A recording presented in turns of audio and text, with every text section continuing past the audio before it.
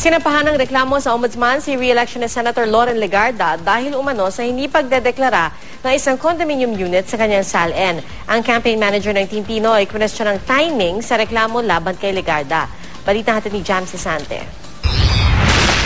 Ito po ay napaka-expensive, no? Mahal na property na hindi po kaya ng ordinaryong tao dito sa ating bansa, no?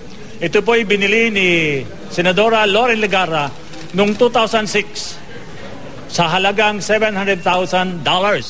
Dahil hindi umano idineklara ang condominium unit sa Statement of Assets, Liabilities and Net Worth o SALN, sinampahan si Senador Loren Legarda ng reklamong paglabag sa Anti-Graft Law at Code of Conduct and Ethical Standards for Public Officials sa Office of the Ombudsman ni Luis Viraugo.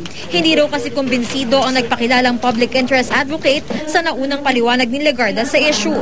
Ayon kay Legarda, idineklara niya ang unit bilang equity and real property sa SALN at sa halaga lang na mahigit 7 milyong piso dahil yun lang daw ang halaga ng kanyang parte sa family-owned property.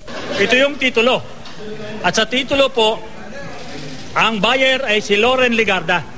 Wala pong nakalagay dyan na kapatid niya o asawa niya. Iginiit din ni Viraugo na sarili niyang inisyatibo ang paghahain ng reklamo.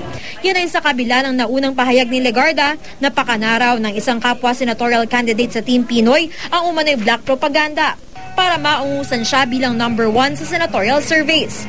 Wala pang bagong tugon si Legarda sa paghahain ng reklamo ni Viraugo.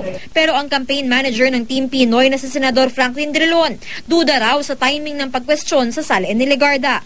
Kung babalikan ang makasaysayang impeachment trial noong nakaraang taon, isa si Legarda sa mga senador na bumotong guilty sa paglabag ng saligang batas si nooy Chief Justice Renato Corona dahil sa hindi pagdeklara ni Corona ng lahat ng kanyang yaman sa SALN. Jam Sisante, GMA News.